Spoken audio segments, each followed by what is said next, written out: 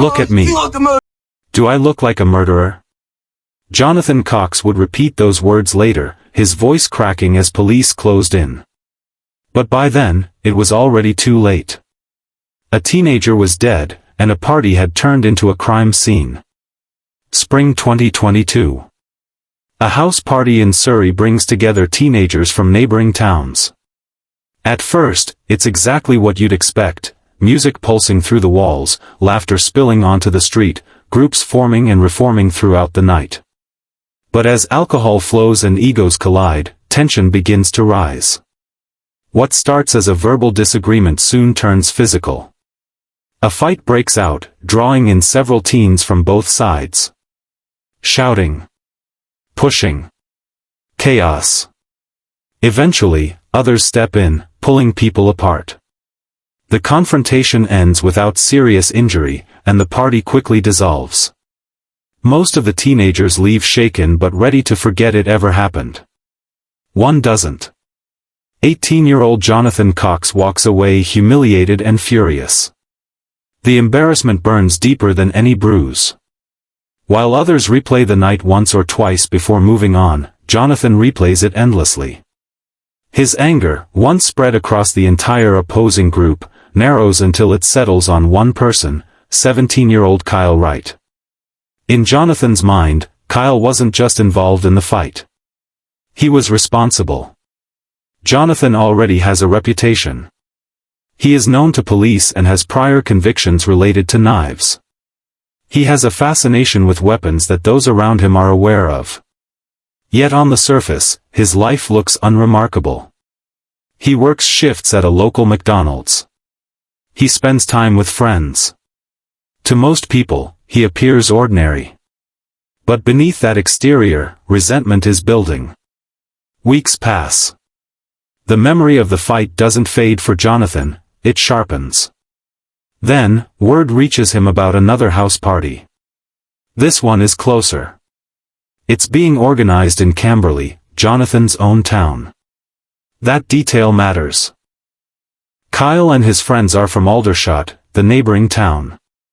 If Kyle attends this party, Jonathan believes he'll be crossing an invisible line. To Jonathan, it's no longer just another social gathering, it's an intrusion. And suddenly, Jonathan sees opportunity. The thought takes hold, Kyle will be there. And this time, Jonathan won't be walking away angry and embarrassed. He begins to plan. Jonathan doesn't tell anyone what he's thinking, but within days, he'll make a decision that turns obsession into action, and anger into something far more dangerous. May 27th arrives with a sense of inevitability. By now, Jonathan Cox has received confirmation, Kyle Wright and his friends will be attending the Camberley house party. The rumor becomes fact, and with it, Jonathan's resolve hardens. At around 8:30 p.m., Jonathan leaves his home. His movements over the next several hours are deliberate. Investigators later believe he accesses a backpack he had previously hidden nearby. Its exact contents are never fully confirmed, but police believe it held items intended to help him carry out an attack. Jonathan also has a bicycle. It's practical. Quiet. Easy to abandon if needed. By 10 p.m., he's on the move. Meanwhile, the party is well underway. Kyle Wright arrives with his friends, unaware that he's being watched long before he ever steps inside. A neighbor's doorbell camera captures the group standing outside the house, laughing and joking in the street. They look relaxed. Comfortable. Safe. After about 15 minutes, they head back inside. Jonathan is already nearby. CCTV later shows him dismounting his bike and chaining it to a lamppost a short distance away. He approaches the house on foot, staying out of sight. The same doorbell camera that filmed Kyle earlier now captures Jonathan moving in and out of bushes along the roadside. He's hiding. Watching. Waiting. At one point, 3 of Kyle's friends step back outside. Whether they sense something is wrong is unclear, but their body language suggests unease. Jonathan notices them and moves closer. Then Kyle joins them. What happens next unfolds faster than anyone can process. Jonathan steps forward, pulls a knife from his backpack, and drives it into Kyle's chest with force, pushing him backward. Kyle disappears briefly from view, gravely injured. Moments later, he stumbles back into frame and collapses onto the road. He doesn't move again. Inside the house, the music is still playing. Outside, Kyle Wright is dying. As screams replace music and sirens begin racing toward the scene, the killer is already moving, slipping into the night before anyone fully understands what's just happened. Emergency calls flood in as chaos takes over the street. Paramedics and police rush to the scene, but for Kyle Wright, there is nothing they can do. He dies where he fell. Not far away, a police officer notices something unusual, a cyclist riding fast away from the area. The behavior raises suspicion. The officer attempts to turn the patrol car around, but by the time the vehicle reaches the road, the cyclist has vanished. That cyclist is Jonathan Cox. Jonathan returns home briefly, but he doesn't stay put. CCTV later shows him leaving again, this time carrying a bag. When he returns, the bag is gone. Over the following day, the pattern repeats, Jonathan leaving his house with items and returning empty-handed. His route is consistent. It leads to a nearby woodland. Investigators later believe Jonathan spends around 1 hour and 40 minutes in the woods, destroying and burying evidence connected to the stabbing. Clothing. Objects. Anything that could link him to the crime. But there's something else. CCTV captures Jonathan riding his bike with another person sitting on the front. This individual is later dropped off elsewhere. Jonathan then continues alone before eventually disposing of the bicycle itself. By this point, police have launched a full murder investigation. Initially, another individual is arrested. At first glance, the person seems plausible.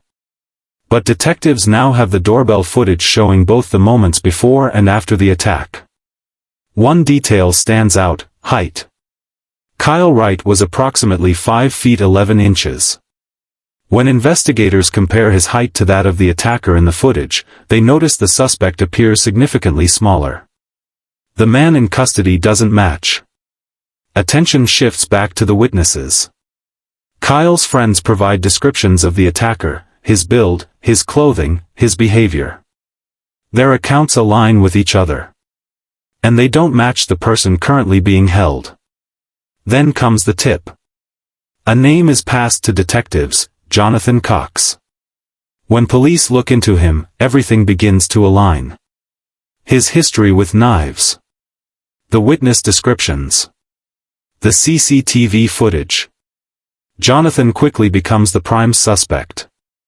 A warrant is issued. Officers locate Jonathan at work, carrying on as if nothing has happened. As Jonathan insists, "I didn't kill anyone," detectives begin uncovering a different kind of evidence, one that can't be buried in the woods. Jonathan's arrest is emotional. He protests loudly, repeating that he's innocent. "Look at me," he says. "Do I look like a murderer?" Police remain calm. They take him into custody. A search of Jonathan's home follows. Officers seize numerous items: a knuckle duster, a machete, multiple knives, diaries, clothing, phones, a knife sharpener, and a replica firearm. None are directly linked to the murder, but together they paint a troubling picture of his ongoing interest in weapons. CCTV from Jonathan's own home becomes crucial. It documents his movements before the stabbing, his return afterward, and his repeated trips the following day. Combined with wider CCTV footage, investigators reconstruct his path to the woodland and back. Searches of the woods uncover discarded clothing and a bicycle. But forensically, it's a dead end. No DNA. No fingerprints. The murder weapon itself is never found. Jonathan has done a thorough job. But physical evidence isn't the only evidence that matters. During his arrest, police seized Jonathan's phone. Inside, investigators uncover Snapchat messages sent to a friend both before and after the killing. The messages reveal his state of mind, his movements, and details that contradict his claims. During police interviews, Jonathan initially responds with no comment to almost every question. Eventually, he speaks, attempting to downplay the weapons found in his home and distancing himself from the murder. In court, Jonathan claims he was out drug dealing on the night Kyle was killed. The story falls apart quickly. There's no evidence to support it. The prosecution presents a detailed timeline built from CCTV, digital messages, and online searches recovered from Jonathan's phone. Together, they place him at the scene and dismantle his version of events. The jury reaches its verdict. Jonathan Cox is found guilty of murder. He is sentenced to life imprisonment, with a minimum term of 20 years. Kyle Wright was 17 years old.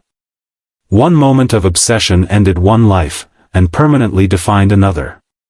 But the digital trail Jonathan left behind ensured that the truth would surface, no matter how deeply he tried to bury it.